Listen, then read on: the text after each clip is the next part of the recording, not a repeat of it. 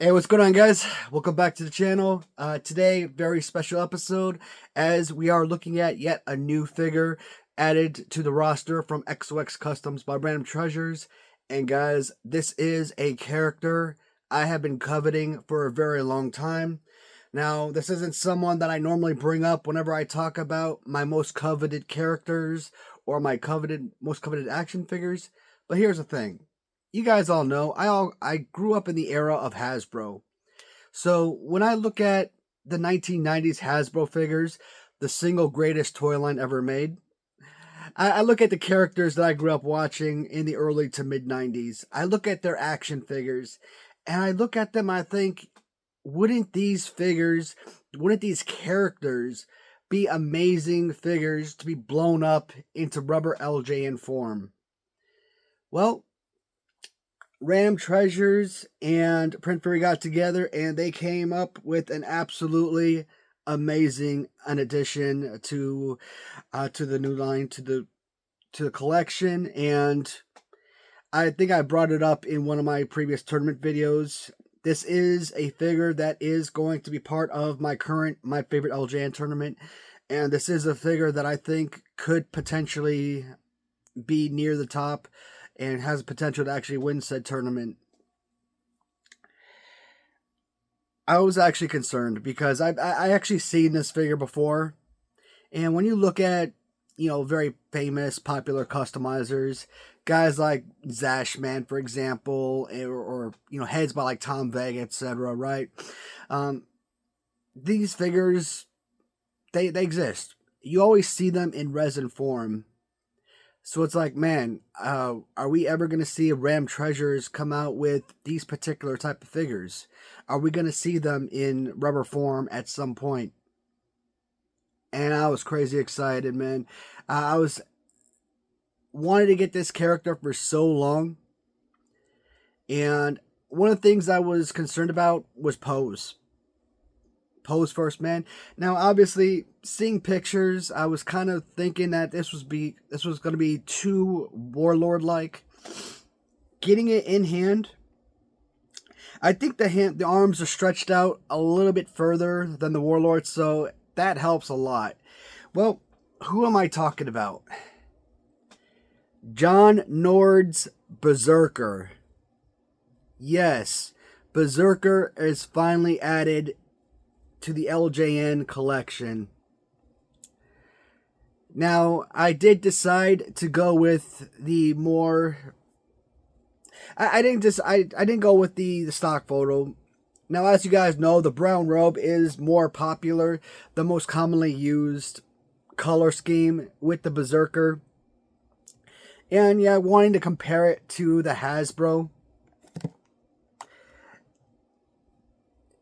I kind of decided I wanted to go that route, but I'm like, you know what? There's certain figures that I know a lot of people are going to get. They're going to go with the stock photos. They're going to go with the original figure. So I wanted to get something that, one, spoke to me. Two, was going to be a much more original. Yes, this is something he wore in ring, and I think this is actually what he was actually wore when he first entered WWF. So kind of interesting backstory with John Nord. He actually didn't wrestle that long. I kind of looked it up before I made this video. I think he was only active for like 14 years. And when you look at some of the history of some wrestlers like the Bushwhackers, I've talked about their storied career. Active wrestlers for 4 decades. And it's kind of crazy because a lot of wrestlers don't even live to be age 40, and to actually be professional athletes, professional wrestlers for 40 years was insane. But so John Nord, he was in South Pacific Wrestling. I think he started off, and he was wrestling with manager Sheik Al-Kassi, who we know most famously from AWA, and in fact, from the AWA tournament that I did, the Sheik figure was actually my winner. Hopefully that's not spoilers to anyone who might want to go back and watch that tournament. But either way, that was still one of my most enjoyable tournaments to make. So he came in as the Barbarian, and later on he would join AWA. Still managed under Sheik Al Kassi. He would still wrestle both as a single and as a tag team member. And he tag teamed with Bruiser Brody. And it's interesting that he managed with Bruiser Brody for multiple reasons. For me, personally,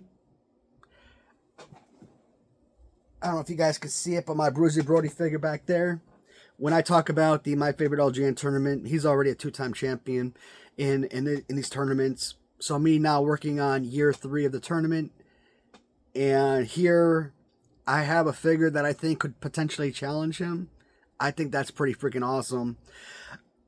On the flip side, and I'm kind of pushing forward a little bit, Berserker wouldn't have come out in the era of LJN. I think he initially came out in February 1991 when he entered World Wrestling Federation. And, he had his clashes with The Undertaker, which I think that was actually one of his more... No, it wasn't his last major match, last major feud. I know he only was part of WWF for like 2 years. And I think it was almost to the day, because I think in February 1993 is when he had his last matchup. I think it was like a battle royal, and that was the end of his time in WWF. But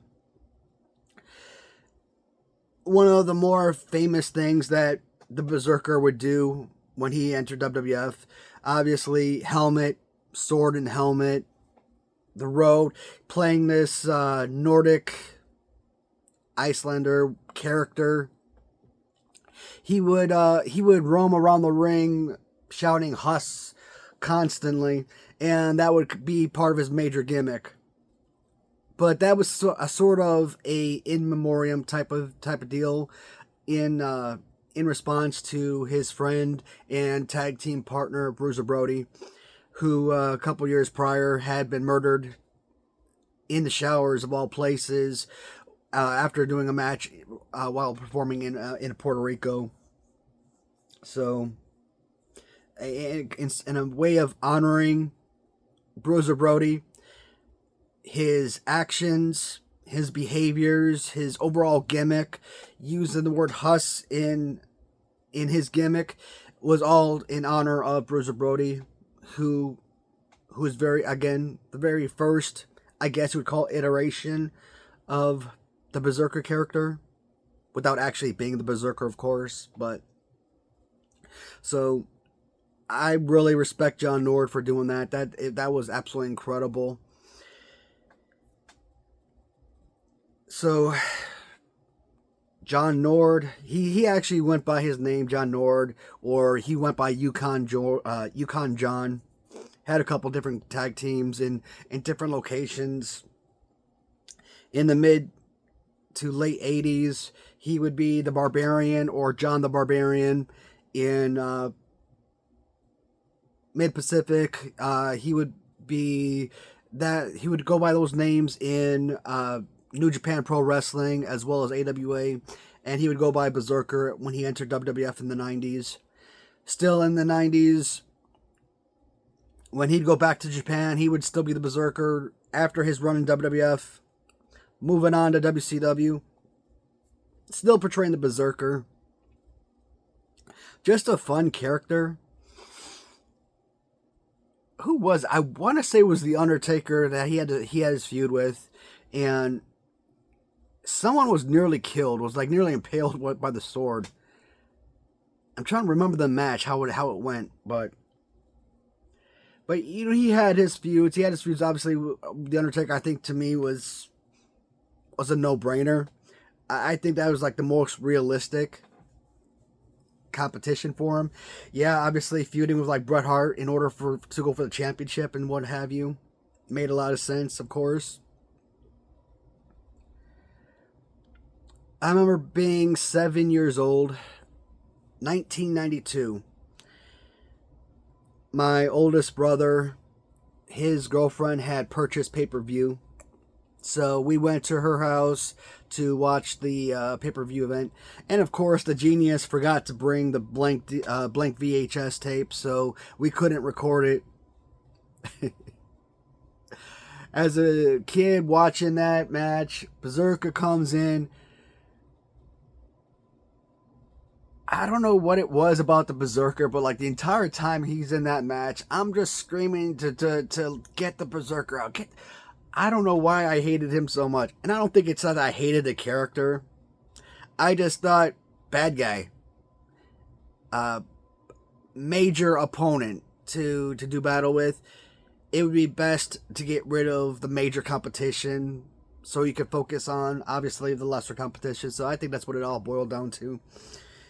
Berserker to me was always a fun character, will always be a fun character. And when I talk about action figures, and I've talked about from the AWA, the Barbarian figure, right? Simply put, one of the best Remco figures ever made. Or Hasbro. Yeah, it's utilizing a Hacksaw Jim Duggan body. Forget that. With the robe, accessory makes all the difference in the world. One of the best Hasbro figures. And yeah, I'm pretty sure I got a lot more, probably Jack Pacific Superstars or something here with him. But I just brought out a couple of my more favorite figures. Freaking Berserker as LJN, man. I could not be more pleased or ecstatic. So, like I said, Warlord, his hands are like this. And I still say Warlord is either a top 10. I don't know if I keep him in the top 10 or if I kind of remove him. But this figure is slightly different where I think his hands are just slightly further out. And again, that was a kind of a concern of mine. Positioning, I think, is a little bit better. So I am grateful that the folks at Realm Treasures, that they made the necessary changes. Make it kind of like its own unique figure in that sense. Man, this is insane. Look at that. And they almost did a almost perfect rendition to the Hasbro face. Incredible. And I've been talking about wanting that to do Nails. If we could get another Hasbro figure like Nails as LJN, mind blown. There's only so many characters you can make from the 80s, so it's only a matter of time until you start getting into the 90s and start blowing up some of those Hasbro figures. And wow, what an addition. So kind of give you guys a look here.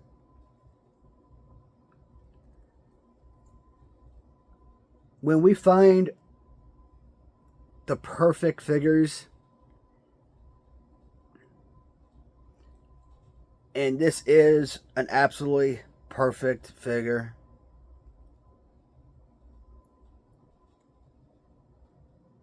Now, there are a few figures that I've talked about where the boots were done so extremely well. Were done well, and the Ultimate Warrior figure that I got with the Hulk Hogan pose. I love the way that the boots are done on that figure, and my Bruiser Brody figure, kind of like the little cow graphics type of deal on it. A couple of my favorites. Trying to look at the shelf here, trying to look at some boots that like really stand out to me. So figures from Realm Treasures as a couple examples, like Tully Blanchard and Steve Williams. The whole red and white Arn Anderson gloop type of look, especially with kind of like the teeth or waves on the boots. I like those looks. Those look incredible. The fullness and thickness of the boots, absolutely insane. Freaking Berserker as LJN.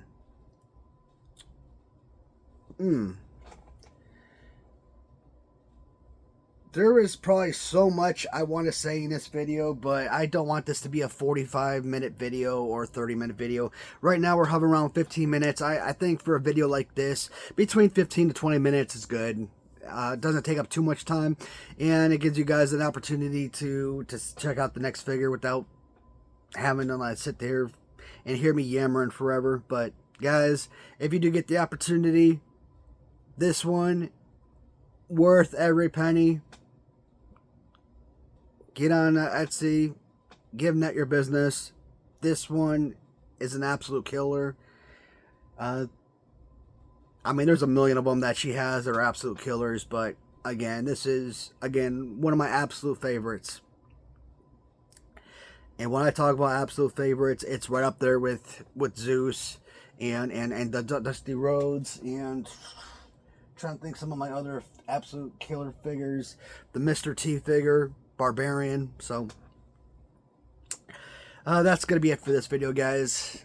Just wanted to make something quick, kind of shout out the new figure that just came in. Next video I make, we're gonna take a look at Hastel toys, grapplers, and gimmicks. We're gonna look at the 2-pack from the Rougeau brothers. It's not gonna be the Mountie or the Canadian police officer that we saw before. And what's the other one that came in? Oh, the single figure of Davey Boy Smith, British Bulldog. I don't know if I like it better than the original Hasbro Series 4 British Bulldog, but man, I am excited to open that one up and take a look at that one. Very reminiscent, I think, to the Cello Toys figures, so I think that's going to be an enjoyable review as well. Between the 2 packages, 3 figures, so I think that's going to be a fun one to look at. And that's going to be tomorrow's video. And then after that, we're going to dive right back into the next set of videos for the tournament. So, guys, as always, thank you so much for watching, and until next time, take care, everybody.